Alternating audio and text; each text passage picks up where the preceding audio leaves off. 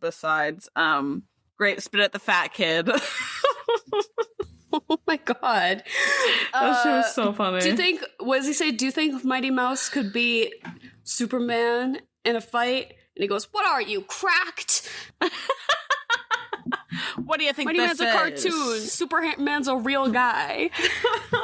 To quote, Dancing with the Stars recently eliminated contestant Corey Feldman. Oh my god, he was on this year? Yeah. Are you a DTWS fan yourself? So I don't watch personally, but it's kind of... You get some TikToks sometimes, though. I get some of that. I've seen Robert Irwin, of course, because that's Princess Diana. Huge fan of his. But well, hey, don't throw that around now. What? Robert Irwin is not Princess Diana. He's a fine young man. That's just my opinion. But no, so my mom and my sister are gigantic Dancing with the Stars fans, and they will watch every year. And so you get it like by proxy. By proxy, but every January rolls around and we salsa our way down to the Mohegan Sun and we go see the live performance, which is fantastic. That's awesome. It is. Oh my god, ballroom dance is some of the craziest shit that you can do professionally. It is a joy to watch. If you ever get the opportunity, I would highly, highly, highly recommend. And when you go, are they like filming it for something, or is it just like the tour that they do after the show? It's just the tour. Last year, I think it was last year. Did all of them go? Because maybe you'll get to see Corey Feldman. So here is the thing, is it's really just kind of whoever can do it, you know? A couple of years ago, oh my god, it was one of that big TikToker. She was like I couldn't remember her name for the life of me. Anyways, like a handful of TikTokers, like one girl and her mother, Charlie D'Amelio, I think, did it. I think that's who I'm talking about. Sure. So she did it, her mom, they were all on the tour. There's a couple of other people, but last year, the only one that could do the tour that was actually on the, like, one of the stars was Steven Nodorozic. I think that's how you say his name, but he's the pommel horse kid. So it was just, it was literally, dude, it was literally just him and a string of just screaming women for the pommel horse kid. That and just a string of the hottest professional dancers you've ever seen in your life. He hosted the show. He did multiple numbers. It was fantastic. Yeah. It's a real treat. That's hilarious. It's one of the things about white people culture that I will really indulge in. Dancing with the Stars. Mm-hmm. Yeah, that one is not so much on my radar. Dude. I had a friend like show me the cast list when it like first started. Sure. And they were like, oh, like this person. Yeah, I guess it's like a lot of influencers too now. Yes. Like do it. Well, for sure. It's a C-list thing. Well, yes, but I felt so out of the loop. I was like, I do not know a single one of these souls except for our 80s movie star Corey Feldman. Well, because we've talked about The Lost Boys on this podcast before, which had the two Coreys in it, which we didn't talk about too much, but we'll get into his like child acting career. I'm sure in a bit, but you're listening to The Swamp. Oh, hey, hi there. What's going on? It's our podcast. It's an acronym. Stands for some whack-ass movie podcasting. And we're gonna talk about Stand By Me, the 1986 movie by Rob Reiner, who also directed such films as When Harry Met Sally, which you made me watch for the first time the other weekend. And that movie was less of like a film viewing experience, is more as like a series of like judging haircuts.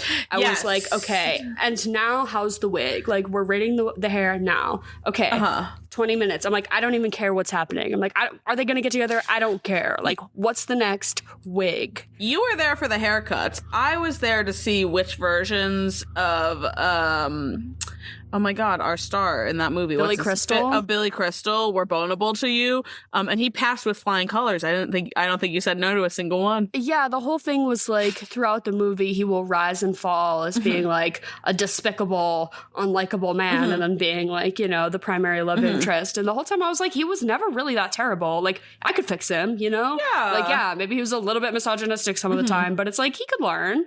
Yeah. He did. Mm-hmm, mm-hmm. And as far as like, is Billy Crystal hot? Yes. Yeah, it was bearded Billy Crystal in that movie for me. In that sweater, the iconic Billy Crystal sweater season, bringing back cable knit in a major way. You'd pay $2,000 for that sweater today. But you have never seen this movie before, just now. Literally, yeah. You texted me as soon as the credits rolled and said, "When are we potting?" It was fantastic. Psionically blasted us here to the swamp. We're going to continue Stephen King theme month through October, because that was the theme in September, but I had a kidney infection. That shit fucking sucked. So we had to skip a week, and we still have like a good robust list of Stephen King stuff that we wanted to do. We might as well knock it out. This is just next up on our list, because we wanted to like get into something a little more drama, human interest, the human condition a little bit more so than like horror, because before we go full tilt, the classic Stephen King, in the sense that this is like, it doesn't have any supernatural horror elements or ghosts or monsters or anything. It's literally just like about kids and growing up. It was fantastic. Obviously, I understand why it's a classic. I didn't expect myself to cry, but I definitely got choked up.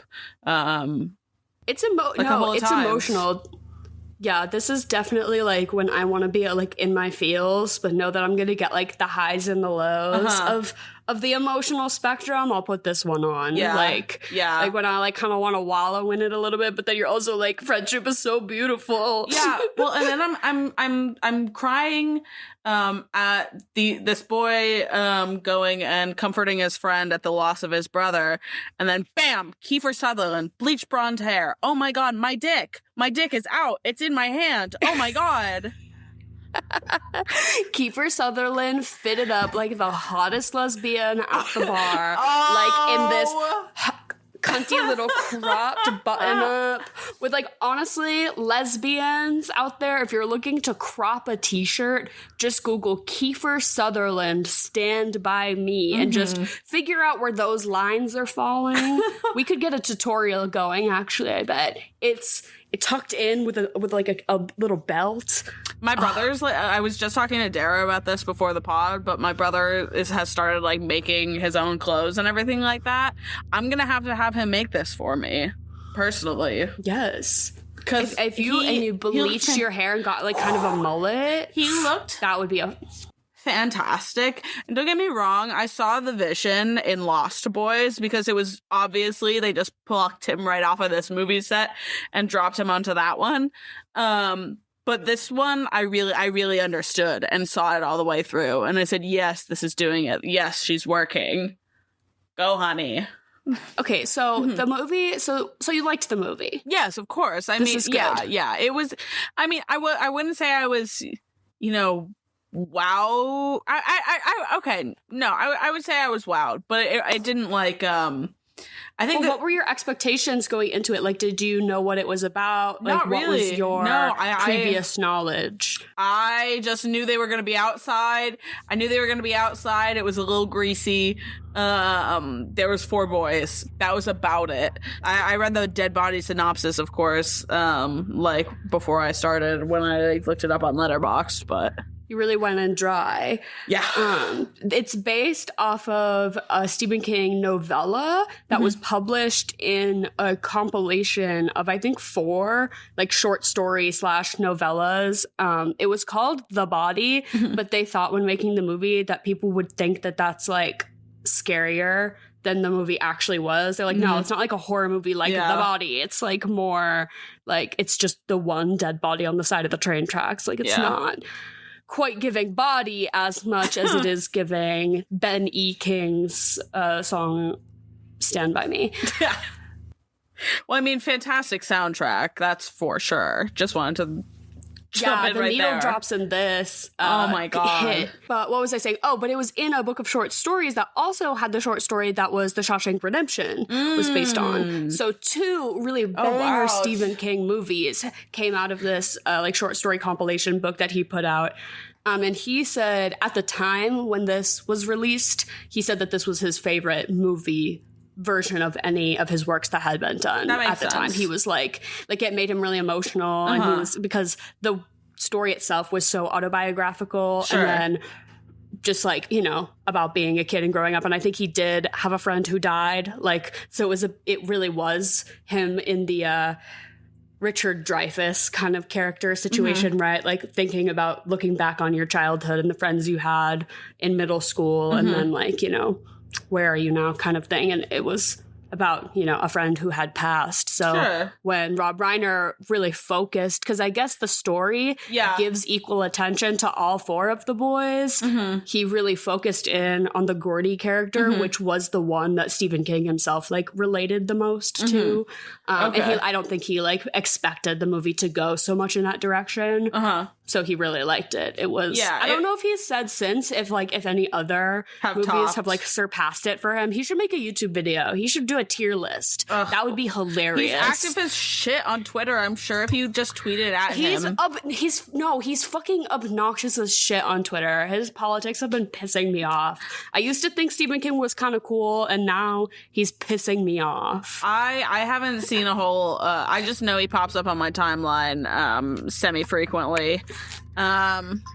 But no, hold on. I want to talk about how autobiographical are we talking? Because I'm sure, obviously, as the director, Rob Reiner sort of put his own touch on it as well from his childhood. But I did read quickly in the wiki that they basically did the thing that Ryan Murphy did in Glee, which was just take everyone that was exactly like their character and drop them into the story and said, "Here we go." Yeah.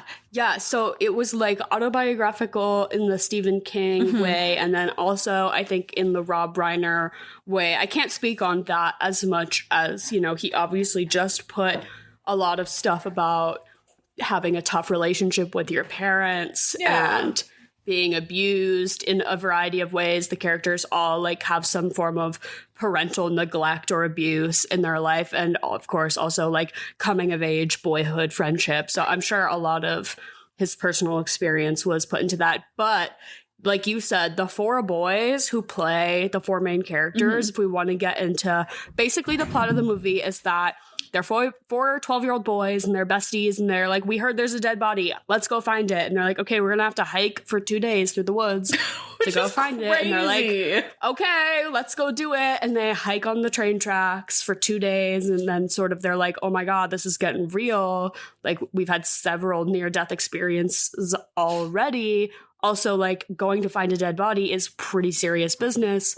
Maybe we should, like, get real and come of age real quick. Y'all want to hang out later and come of age and just sort of lose our innocence and step into adulthood really quick? Anyone free to do that? My mom will drive if your mom can pick us up from coming of age. But basically, then they all sort of have their moments where they break down and they assess, you know, their relationships with their parents and each other. All while vaguely we know about Kiefer Sutherland as being the town bully, who also River Phoenix's older brother, whose name is Bones or something. Eyeball? What's his brother's name? Eyeball. Thank you. His brother Eyeball on Eyeball's name. Kiefer Sutherland's character is named Ace, and Ace is like the head of the gang. They'll have stick and poke tattoos that say Cobras. It's not so even, they must be the Cobras. Because it's not even stick and poke. They're cutting this name into their arm. But then didn't it look like they were like putting ink in there too? No. Like they were trying to make it permanent? I don't know. Maybe. I don't know. I couldn't really tell. But they're like, you know, they have a car and they hit people's mailboxes with the baseball bat. They play chicken with the log trucks. And then they are like, okay, well, let's just catch up. And in the third act, they just zip over to the body. And they're like, who's going to get the body? And then Gordy, who's been like sort of the frail, meek character who's thinking about his dead brother, Gordy John Cusack, all the time. Quick psychotic break. No, I'm kidding. Then Gordy's like, I have a gun. And Kiefer Sutherland is like, whoa. No, this movie is the epitome of like, well, I have a gun. So... Bitch, I have a gun. give Gordy a gun. Oh my God, and no, he tells Kiefer Sutherland to back off, and then they just report the body to the police, and then they're like, okay, see you guys at school tomorrow. And that was the whole movie. Yeah. Unfortunately, I cannot relate to this in like a Stinky Boys way. I did find the leeches scene to be humorous, of course. But obviously everyone has like their like 4 little friends as, 12-year-olds. But right, and like romping around in the woods and doing hoodlum shit. Honestly, but though, unfortunately, I think no guns were involved. No, well, yeah, fortunately, no guns were involved. This did make me kind of feel like I was like reminiscing. I felt like a real boomer, like reminiscing about the old days when like kids used to play outside. When it was like, let's go play outside. Before kids had phones. I'm sure kids are still playing outside with each other now. That's not what I'm saying. Mm-hmm. But, more, and it is good that kids have supervision from their parents. I'm also not saying that this movie is good, that these 4 kids were literally just missing for 2 days and their parents didn't care. But at the same time, but in today's surveillance state, though, like those kids wouldn't have gotten 10 feet without somebody being like, hey, get the fuck out of here. That's true. Kids cannot adventure anymore. Yeah, no, kids today are hanging around in like the in like your big like shopping plaza and riding the e-bikes, or not the e-bikes, the electric scooters. That's what the kids are doing these days. They're at the mall? Well, at the outdoor mall, riding the electric scooters. As long as it gets them off that goddamn phone. Hey. The kids are actually seeing One Time After Another in VistaVision in IMAX for the 9th time this week. Did you fill out your bingo card? Did you see they put out a bingo card like see it in IMAX, see it in 70 mil, see it in all the different. Mm-hmm. Oh no, I did not. This of course they did. Not doing well with the demographic we were hoping. So can you all go see it 9 times, please? It's because it was supposed to come out in July and then it got pushed until September.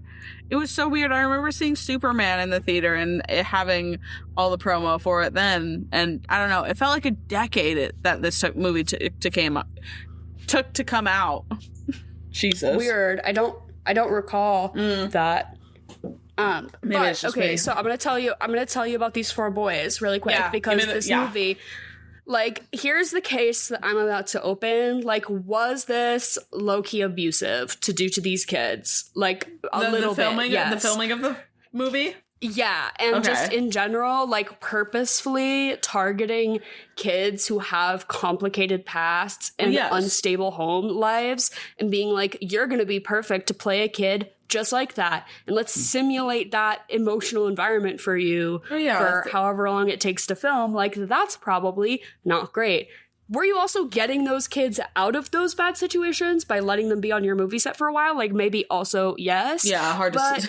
But on the whole, it felt a little icky to me, especially like watching interviews with the director where it was like about getting River Phoenix to cry at a certain moment and like asking him to tap into certain, it just feels, I don't know, icky. And I think nowadays we have a much more like transparent view of the abuses that go on in Hollywood because we believe people who speak out, right? And it did just, before I get into it, it did just really make me think about the Jeanette McCurdy I'm glad my mom died. I still haven't read it. Did you read that one? No, not yet, unfortunately. But it's it got on my signed list. It got signed to be an Apple TV Plus I did see this TV series with Jennifer Aniston's name attached to it to play the mom, which seems like kind of weird to me. But there was like a her man Apple TV gig, dude. Oh, yeah, they got her in some sort of like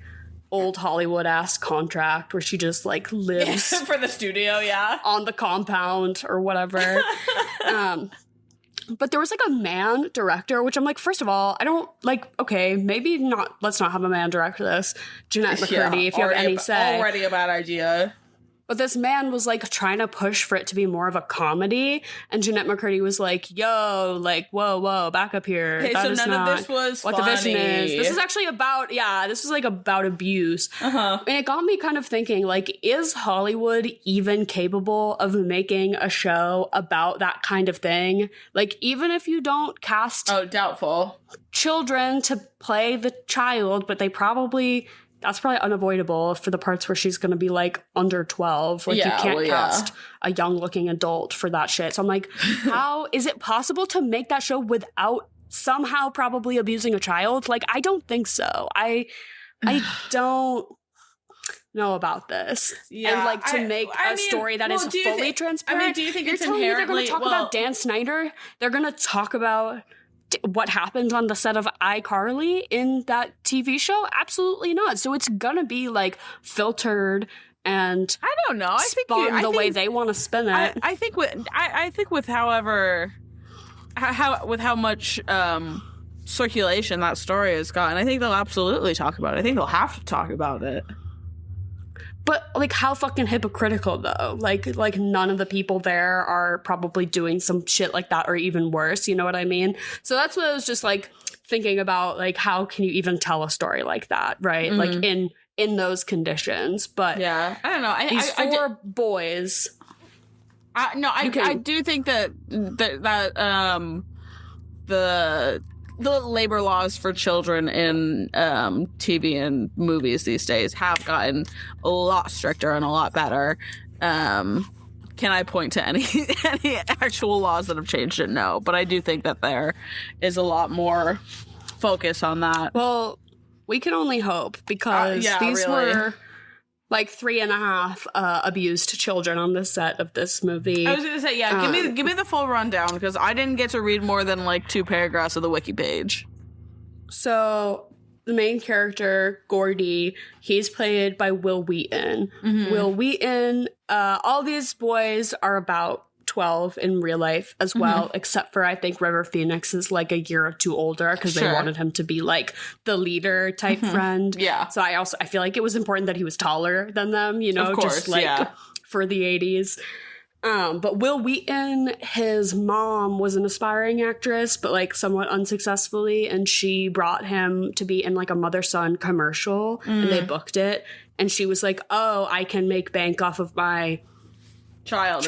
Yeah. And she got him in the industry when he was probably 10 or 11, you know, and then starts consistently booking roles. But he, in reality, was like a very shy kid who didn't really like doing this. So for him to play that character who is very like reserved and kind of awkward, and, like the quiet friend, was like very true to his life experience in that way. He also had an abusive father. So him playing this character who's like being neglected at home and has a complicated relationship with the dad because of the dead brother, but still, like, I'm sure, you know, we're bringing some of that stuff up.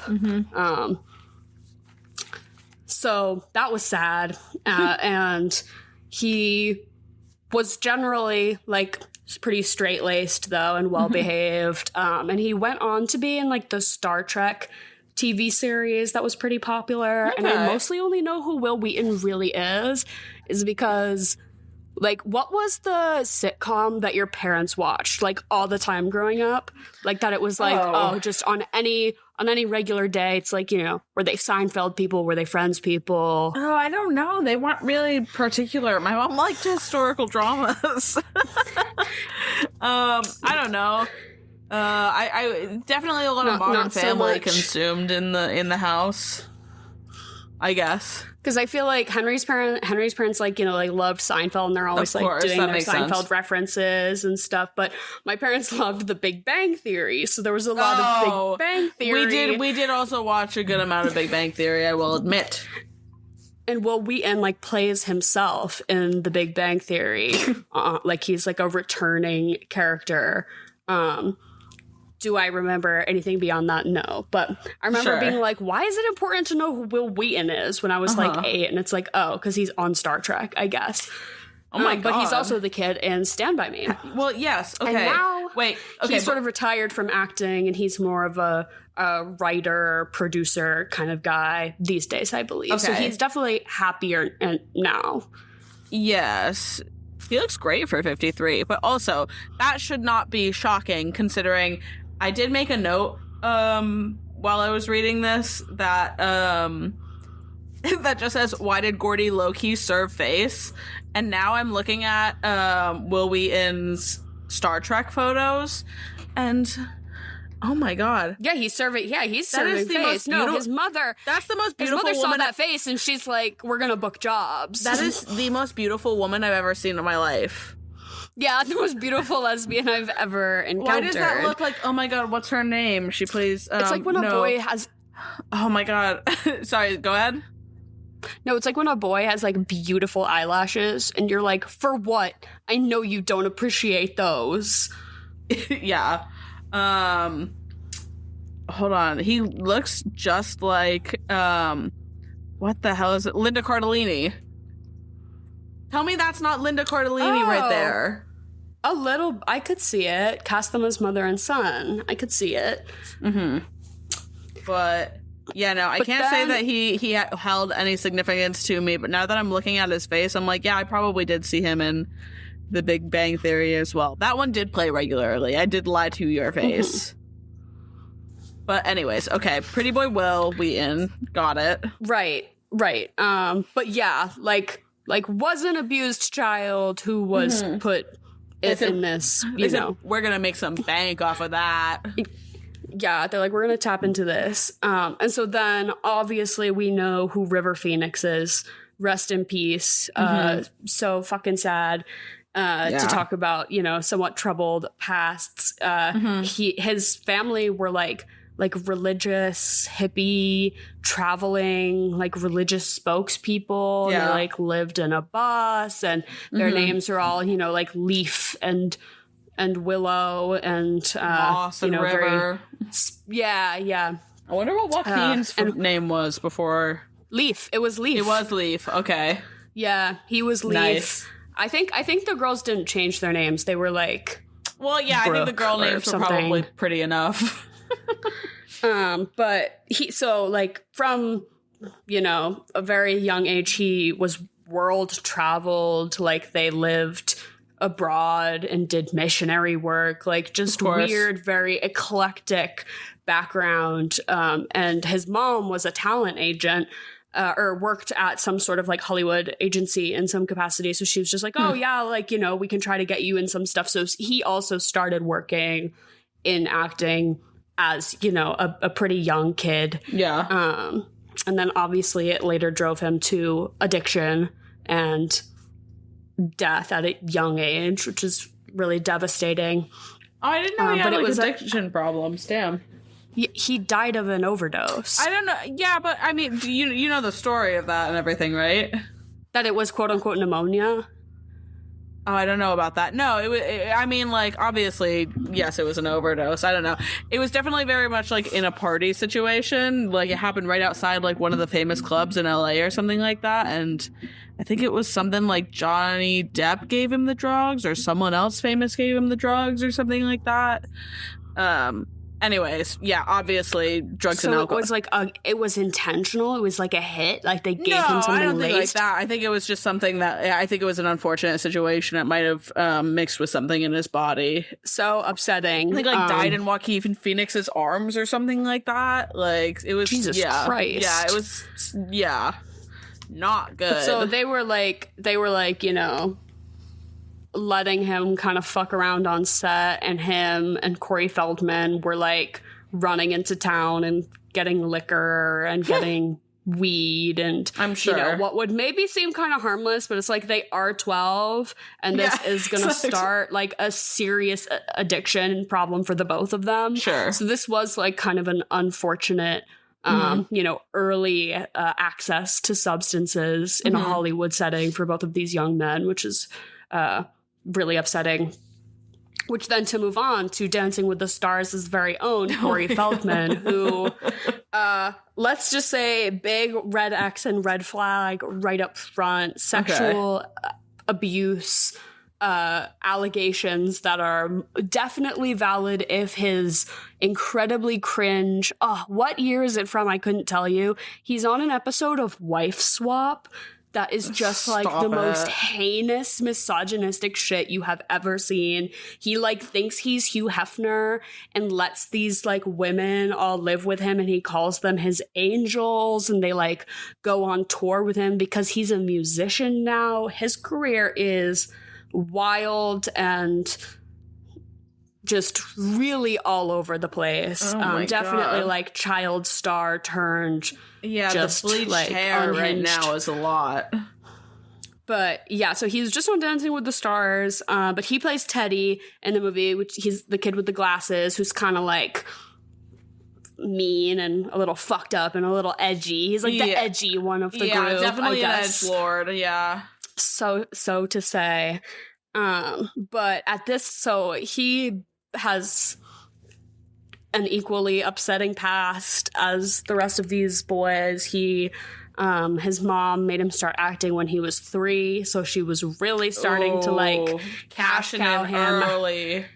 Yeah, like he was his family's financial provider by like age like 6 or something. Fuck. You know, just like really so upsetting. He tried to take his own life when he was 11.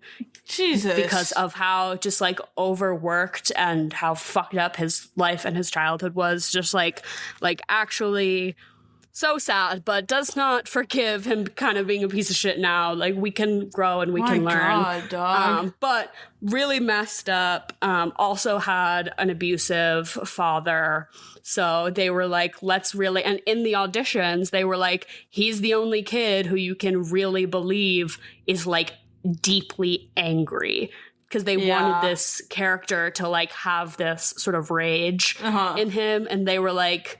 This kid has the anger of an adult man because literally he's been put through it. Well, yeah, he probably feels like he's like 45 years old by the time he's 12. And he was having a tough time with substance abuse at this time in his life and continuing through the 80s, through most of the height of his career, which was when he was younger. Like, he was, like, very much a teen heartthrob. Yeah. Like, on the set of this movie, he was, like, didn't know what was real and what was fake, like, because the movie felt so real to his emotional situation that he, like, you know, would walk, unsupervised, would just, like, walk the train tracks at night and just really concerning stuff that I'm like, I don't love that they, like... emulated these kids' abusive environments. Like, oh, that makes me feel not good. That's icky emotionally about this movie. And then to really flip it all around, Jerry O'Connell. I'm sure he was doing just fine. He was doing all right. He's from New York instead of all these boys were from LA. So he was like, I was from New York. I'd never done anything.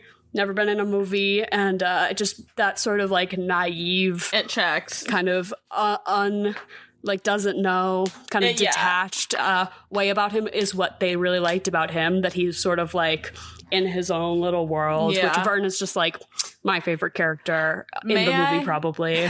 May I just say, since it is Stephen King September, Vern, I do see flashes of Annie Wilkes.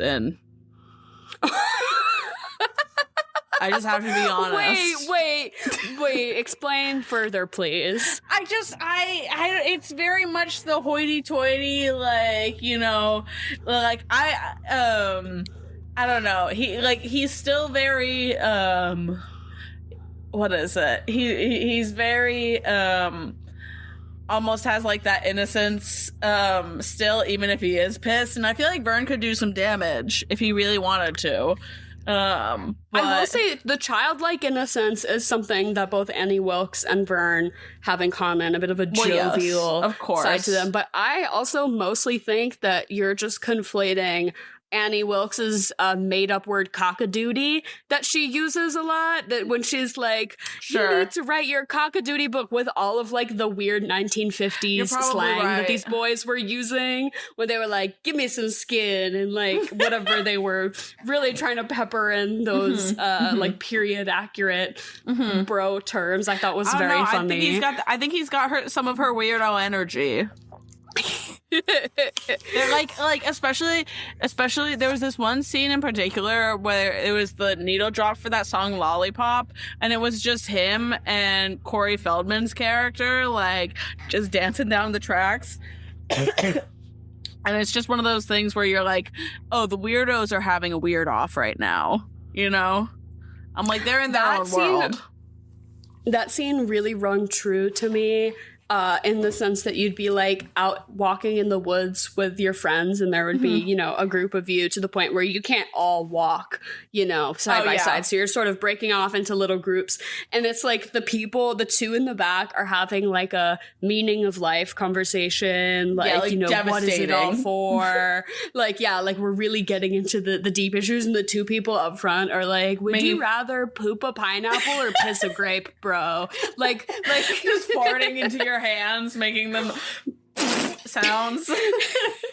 Like that dynamic is so real. Yeah.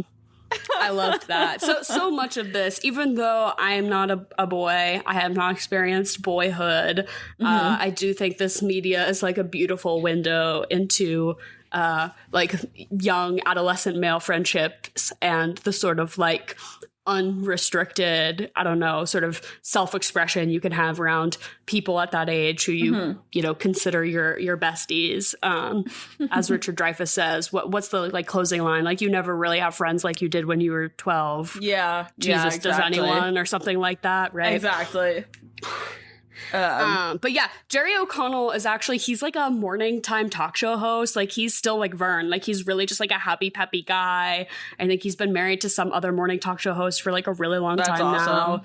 His he was in that show Sliders. Do you know about Sliders? I don't think he's also do. in Jerry Maguire too. He's like a TV guy now, basically. Oh yeah, sure. That's got to be like a lovely life to working actor. That's got to be a wonderful life he'll live.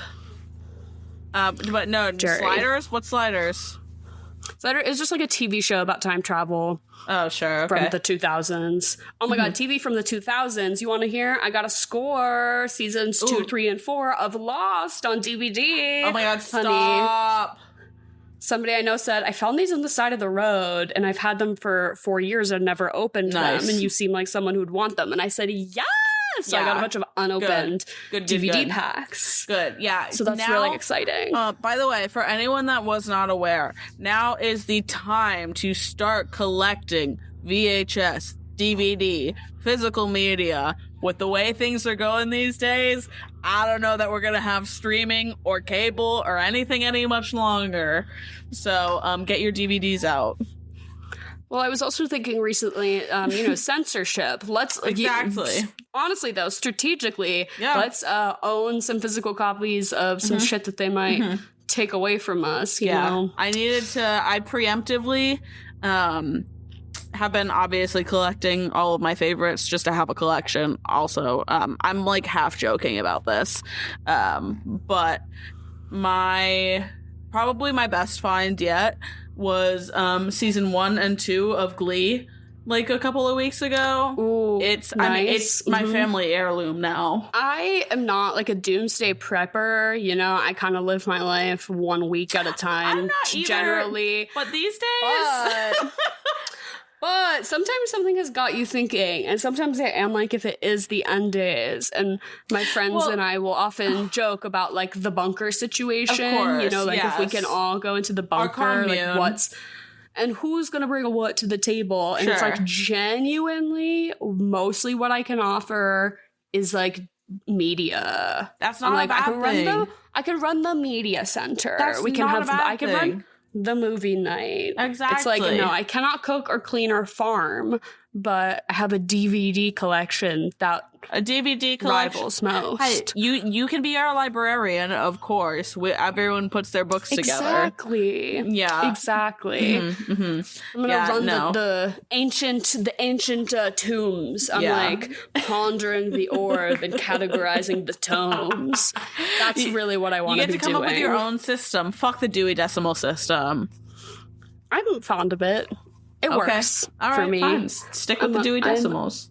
I'm unoffended by Melville Dewey. Fair enough. Yeah, but no, unfortunately, we are in those times where I have thought about the fact that I might need to buy a gun a few more times than I'm comfortable with, so. Unlike River Phoenix, who wants to introduce a gun, I'm always what would make me feel less safe is introducing a gun into a situation where there was not a gun before. So that's where I'm like always at 100% of the time. It's like, if there could just not be a gun at all, that would be fantastic. That's what I would want. Yeah, ideal. None ever around me, that's for certain.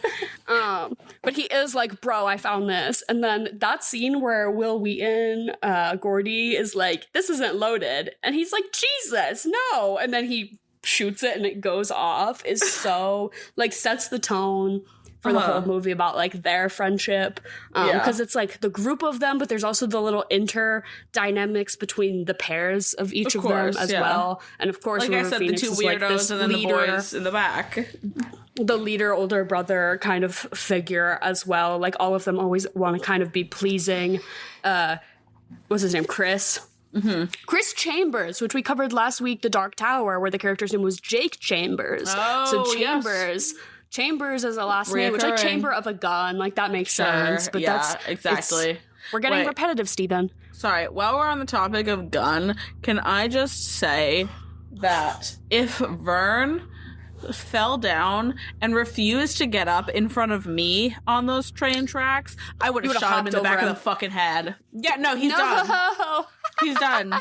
I'm not helping. Girl, it is sink or swim. It is sink or swim. That scene was really tense because it was like Gordy is stuck behind Vern and Vern's running slow and you are like, you could outpace him. The tracks are wide enough that you could scoot around him and I'm a worse friend. I would have. And I wouldn't have spent that long being like, and from the minute they step out onto that bridge, you know it's coming and you're like, why aren't you hustling? Why aren't we hustling over that bridge? The second you step it, it's like, let's book it, guys. Let's not like, dilly-dally on the bridge. Even if there's no train coming, even if you like, obviously you can't see it, you never know. Clearly, just with a little urgency, please. Yeah, they were really like taking their sweet time at the beginning there, which was displeasing to me. No, I would have peed my pants though if I was in that situation. So they make it across, but there are several times where what's his name? Ted, the kid with the glasses, Corey Feldman. Yes. He like expresses some suicidal ideology. Like he always wants to like jump in front of the train. He wants to stay on the tracks. He's like tying himself up to the tracks. Oh my god. He's just walking with a noose around his neck in case there's a good branch that comes along. Which is like so deeply sad when you also just like think about the greater scheme of things here. Because they are on the way also to, we haven't really talked about this, see a dead body, a kid who got hit by a train, essentially. Yeah, it is a kid. They say that it's the rumors like that some kid that they know was out somewhere and he got hit by the train and he got hit so hard that he like got thrown into the woods, and that he had been missing for a few days. There were all these missing persons reports, but they're like, we're going to go find him. And they're like, oh, we heard, Vern was under the deck and he heard his brother say, XYZ. And then Teddy's like, I know where that is. And all of a sudden they're like, we're going to be heroes. We're going to be in the newspaper. We're going to go find the body. And then they just go and do it. And then they're like halfway there and they're like, wait, we should think about this for a second. Wait, this is going to be really sad, isn't it? So this is going to be really serious and guys, sad. We're about to change the trajectory of our lives together, aren't we? Yeah, low key. And then they do find the body and it is really fucking sad. and Kiefer Sutherland shows up and like wants to what? Like literally do like kill malicious Gordy. shit to the dead body. Like No, they want to take it back to town and get credit for it themselves. Essentially, is what it is. But he also wants to kill Chris. What is all this hullabaloo about getting credit for finding the dead body? Whenever have anyone been like, hip hip hooray, you found it? Like, I don't know how small towns in Maine work, dog. No, they're supposed to be in Oregon this time, actually. But I'm 100% certain Stephen King in the book was like, it's Maine. It was called Castle Rock, bitch. It's in Maine. Okay, wait, I'm also seeing my Dancing with the Stars notes that I took because I was like cracking open into this egg because I was like, Corey Feldman, he basically had this really tumultuous childhood, and then he like really tried to cling on to stardom after the fact, and he like started a music career, but his music is like not good, and he like is very delusional, and he thinks he's like Michael Jackson, and he thinks that he looks like Michael Jackson, and it's very odd and confusing, and he claims to be sober at this point in his life. He's like talks about being clean and being sober and, you know, getting over that tough time in his life, and like maybe he's just like a really weird guy, you know, maybe all of that childhood drug use like really chemically just made him kind of permanently like that. Who's to say?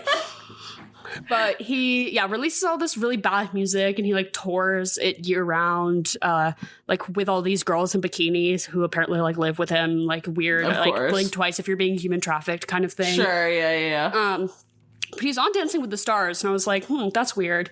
But then I see Baldwin, the other name, that is like lighting up for me. And I was like, I don't know anything about Dancing with the Stars. But then a friend is like, do you know about this Alec Baldwin's wife situation? And I was like, oh my God, yeah. And he's like, you're going to love this. And so he sends me all these TikToks of these people who did a deep dive. So her name that she says on the show, her name is Hilaria Baldwin. She's Alec Baldwin's wife. And she is the wife of a famous person. So that's why she's famous, I guess. And she presents and claims to like be a Spanish person. Her name is Hilaria. She speaks with an accent. She talks about Spanish culture, and like they're doing salsa and flamenco dancing. And then some people are like, something seems a little fishy here. Let's dig into it. She's just like literally white. Like her parents are white. No one is of any sort of Spanish or Latin descent of her family at all. Like basically what was found out is that her name is Hillary, and her family's from Massachusetts. This is amazing. She's a white lady from Massachusetts whose family went on vacation to Spain a couple times because they were rich, and they went there, and they like jokingly called her Hilaria, which is like the Spanish version of Hillary, like while they were there, and she like glommed onto this racial identity that was not hers, and she's amazing. Like cosplaying as a Spanish person, as an immigrant in America, and her husband is a controversial figure. Fucking Alec Baldwin. I was like, how could this get any messier? Is like his wife is pretending to be a race that she just is not. That's fantastic. Apparently, if you pay attention, her accent is like really kind of all over the place too. Well, again, I don't watch the show, so I don't know too much about it. But I'm like, if anything is like telling about where we're at right now, it's Alec Baldwin's transracial wife is on Dancing with the Stars, and that's where my attention is. Isn't it just pulled. something? The world is beautiful, guys. I want to pull your attention to the possibility of playing Fuck, Marry, Kill with this movie by doing adult Gordy, who is Richard Dreyfuss, Dr. Leo Marvin. Maybe Kiefer Sutherland is definitely adult in real life, even though he's supposed to be like a cool teen. And then who as another adult we can snatch up? Like the guy at the junkyard? Because the neglectful parents, like the mean dad. Oh, maybe dead John Cusack could we do?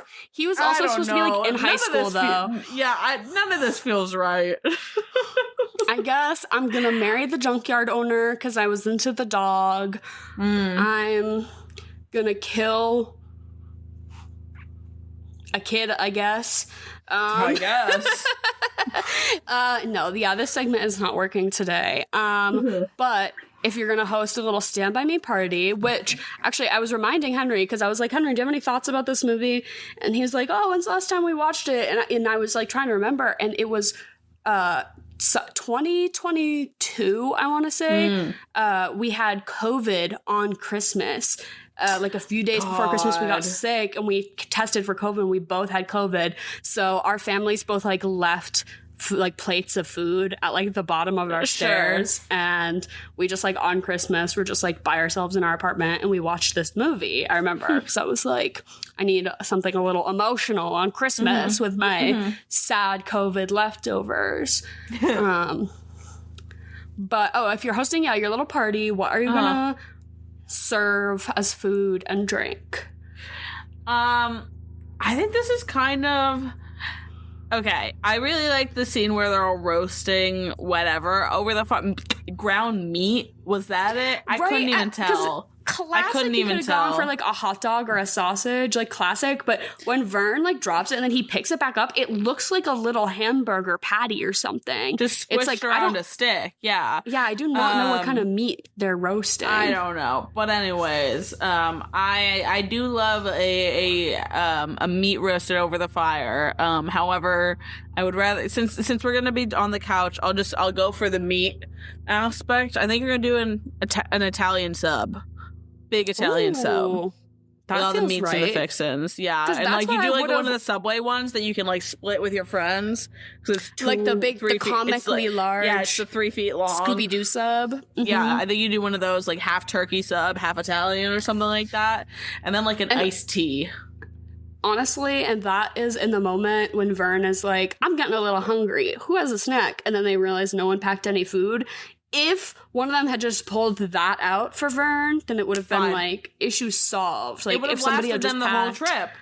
Yeah, a comically large sub, giant sub, and a jug of Arnold Palmer. Exactly, that would do me on a hike for a 2-day hike. That could, yeah, exactly. Bonus points if you get like your favorite chip. Personally, I always go for the Wachusett. No, not Wachusett. Sometimes Wachusett is a local there. brand. That's to true. Us in New England. I know. I like privileged. I really like their sour cream and onion. I like the sour cream and onion as well. Or any I like a ruffle cooked chip. I do like a ruffle chip. To be, if we're doing a salted, a barbecue or a sour cream and onion situation, I want the chip to be ruffled. I don't want a flat chip. Yeah, I want there to be more surface area. Yeah, exactly. Well, you get all the little salt in the flavoring in the rivets, so it's perfect. What about you? I had a tough time because there's that like whole sequence with the blueberry pie, with the pie eating contest, and they do the like comic side puking, and it like does kind of work because it's just like it's pie, so it's like it's just pie filling that's being squirted like out of a tube, which is kind of funny, but it is still kind of gross. So I am kind of like, I don't want to be like eating while I'm watching this. Of course. So it was kind of tough for me to like justify like a blueberry pie theme thing, but I love there's a line where Vern, what did he say? He's like, breakfast, you should have packed breakfast stuff like Twinkies, Pez, and root beer. Yeah. Like, that is so real. And this does kind of feel like a root beer movie. It's definitely a root beer movie. But I feel like he says cherry Pez are his favorite. He also is like, if I could only eat one food for the rest of my life, it would be cherry Pez. Yeah. So I feel like the combination of a root beer and a cherry Pez is a cherry Dr. Pepper. And I think you just like put a little nip of like literally just fucking plain vodka into your cherry Dr. Pepper and have a sneaky little canned cocktail. Why not? And then... what do you even... I think I literally just said hot dogs to eat. Just have a hot dog. Yeah, I bought the stuff. Right. I bought the supplies to make pigs in blankets. Oh, and I keep like seeing it in my fridge and being like, putting it off. What were you thinking? Like, when is this going to happen for me? I don't know, but I'll get there. I had French toast for dinner, which was pretty gas. Ooh, that sounds fantastic. I had some bread that was about to get really stale, so I was like, let me salvage this and have breakfast for dinner. Smart lady. Yeah, no, I've got some, I've got some cinnamon rolls sitting in my fridge right now, but what I want to do, they got the maple butter at Trader Joe's at the moment, and I just want to use that as the icing. It's gonna be so good. I gotta get my ass to a Trader Joe's. Oh, yeah. Yeah. But what would you follow this up with? So I feel like I was perusing Letterboxd and I saw a good comment about Little Women. And I do think that, like, Little Women is like a girl comparison to this movie for sure. I also saw somebody said that this is a good precursor to Dead Poets Society, because it's like, then it's like male friendship, but he does kill himself, die. You know? Yeah. But I feel like on the whole, just me personally, like, this movie about male friendships and coming of age, if we're staying in that sort of like wheelhouse, another movie I just love so much is Holes. And that is another movie about like young boys, teen boys coming of age and like male friendship that just like resonated a lot with me, even though I was a young woman at the time. Well, of course. But yeah, I love Holes. I never don't want to watch Holes. Yeah, I personally, my Holes, and the thing that I immediately thought of when I started watching this movie was The Sandlot. It's one-to-one. Exactly, one-to-one. I was just about to say that. The dog in particular, it's like that scene when you're like, wait, this is just The Sandlot, but without baseball, and instead there's trains. We're doing Train Sandlot this time. And it's a little heavier, for sure. But it's also because there was squints. I always, as a kid, would always relate to whoever had glasses. Because I was just like, whatever character has the glasses, that's my character stand-in. Yeah. Even though I didn't have glasses until I was like probably in middle or high school, I still was like, that's like the nerd character, you know? But I liked that in this movie, he was like mean. He was like, I'm not the nerd character. I'm not the butt of the joke. I actually am low-key the bully. I will beat your ass. Corey Feldman was scary. He was on drugs and he was terrifying. For sure. I will say though, and just a quick shout out to the new show Wayward on Netflix. I would say that would be my secondary pick for you to follow this up with. What is that? Have you heard of it? It's Toni Collette, Mae Martin. It is about it's set in Vermont. So we got another northeastern state, but it's about this troubled teen program, sort of like those wilderness programs that they send kids off to, where they basically get abused and everything. But it's pretty like ooky spooky, sort of cultish stuff. May plays a cop trying to figure out what's going on at this teen camp. Wait, that's hilarious. Wait, I've got to check this out. I love Mae really Martin. Good. It's a mini series. We love the Handsome Podcast. I'm going to say that right now. If anyone from the Handsome Podcast wants to connect with us here on the Swamp, Fortune Feemster, I love you. I actually just saw Tig at Provincetown a couple of weeks ago. So how was that? It must have been so good, right? It was really good. I will say that and I'm gonna turn away from you and towards our audience here, to the 50 of you. I need you to know. Actually, no. You guys are respectful. I'm not talking to you. It's the whole thing of people needing to be the center of attention. That I have a real problem with. Yes, there was a lot, which I wouldn't consider Tig Notaro someone that does a lot of crowd work, really. But there was that night I went to the Late Show in P-Town, and it was just, we got on this really weird like train of like, some lady was talking, like ended up talking about teabagging, and then we went on like a 30-minute like person to person like journey in the audience about these two people talking about their experiences as mothers, and like and this old grandma had to like didn't know what teabagging was, so it became a whole joke or whatever, and it was just really weird. There was a lot of people there that at one point Tig shouted out the Handsome Podcast because of course, I mean, that's a huge and wonderful project that they have going. But like it was just a sea of people in the audience just started shouting like inside jokes from the podcast, which like doing like a little cheer and everything like that and like some whoops and like shout something, fine. But it was so obnoxious. Like it kept going on and like people just like obviously wanting to be noticed by this performer, which it's not, that's not what you're there for. And that's not what I'm there for. Like it's the same thing to me as like in theaters these days. People going on their phones and being so disrespectful. We all paid to be here to see this performance or this piece of art that has been created. Why can't we just sit and enjoy it and not make this about ourselves? Right. Anyways, and I also feel soapbox. like to get boomer for a second, I also feel like in the digital age, there's so much of the media we consume is digital media on the phone, and that like you can get a response there, right? People do, celebrities do comment back, and there are comment sections and places for you to have a discussion and say and put forth your feedback as an audience member. And that's how a lot of people's relationship with media is. So then when you go in real life, it's like, no, there's no space for your input here. Just because you get to leave a comment on a video and you get to, you know, have this parasocial relationship, right, where you get to talk back to someone because you get that on internet spaces, does not mean that that is okay to carry over into real life. And I think this is like, you know, when Chapel Roan talks about like people talking to her in real life too. I feel like this is like this new age where people don't really understand that boundary as much. And I feel like we grew up with a little bit of the like pre-digital age, so we still like we're kind of grabbing onto can his coattails. separate the two, right? But like people who their entire life has been like your number one form of communication with anyone is through the phone, through the smartphone. Yeah. Then what other way do you know to be?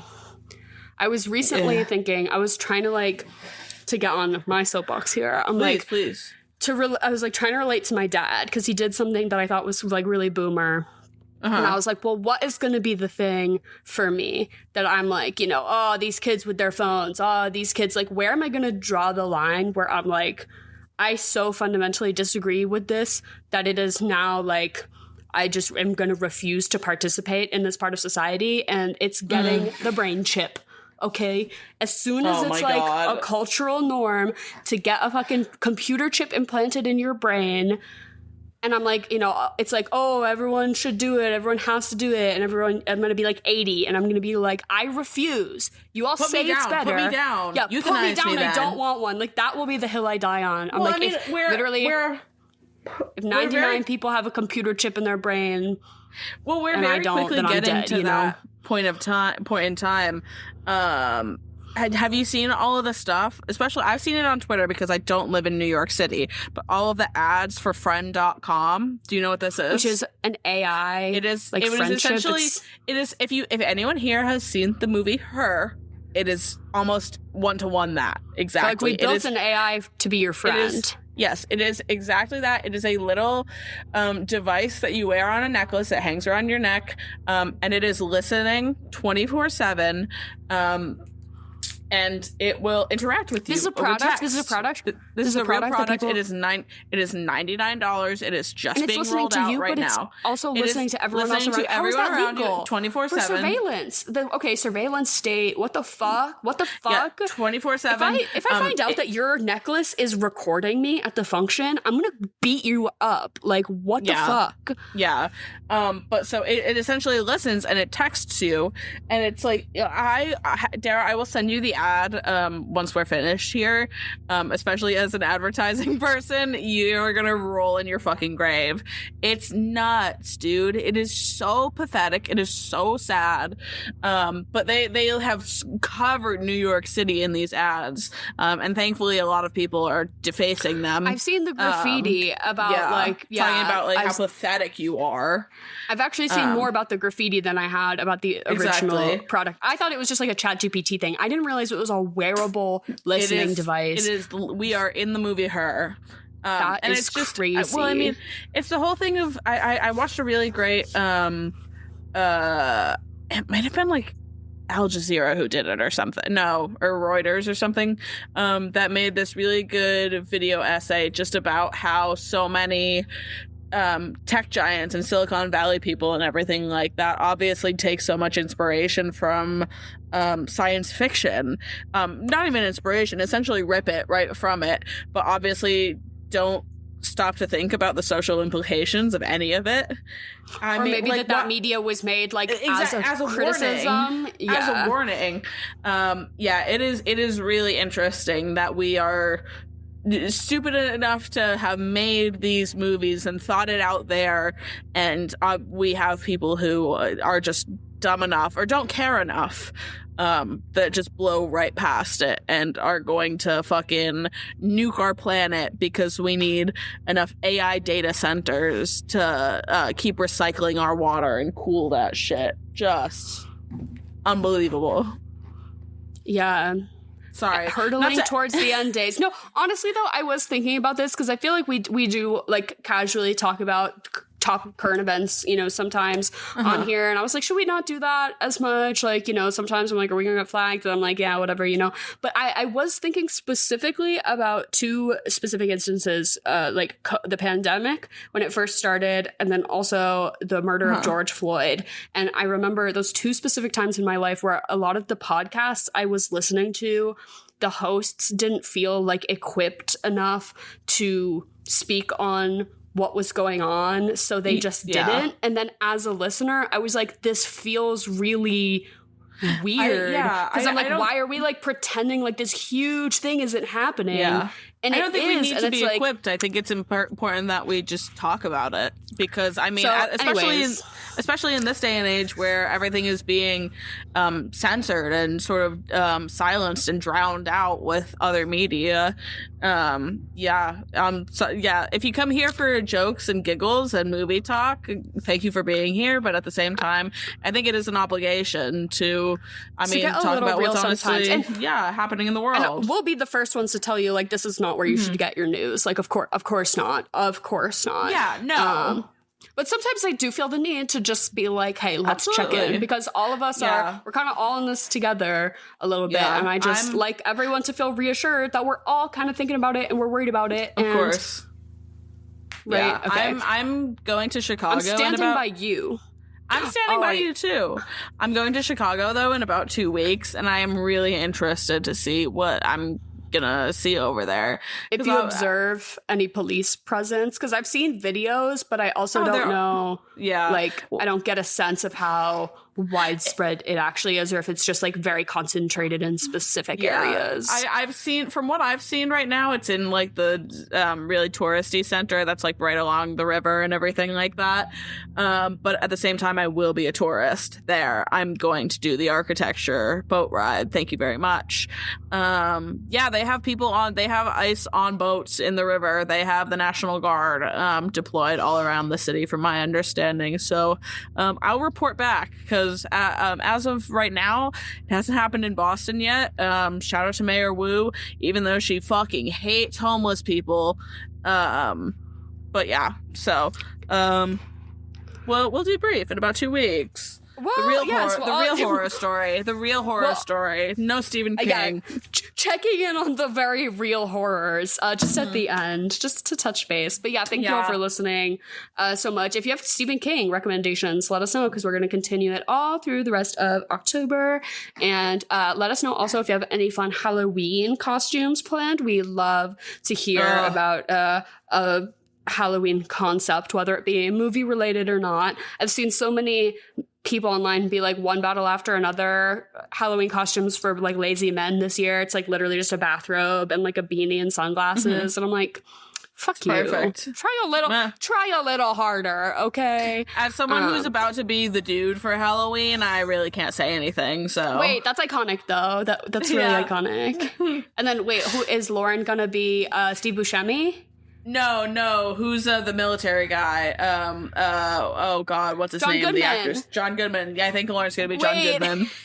I love that. Wait, I want to be John Turturro. I want to be the Jesus. Hey, please. That's someone else who low-key was kind of cosplaying as a Latinx person when they are just Italian. Well, clearly. Anyways. Yes. See you all next week. Thank you for listening. Bye. Bye.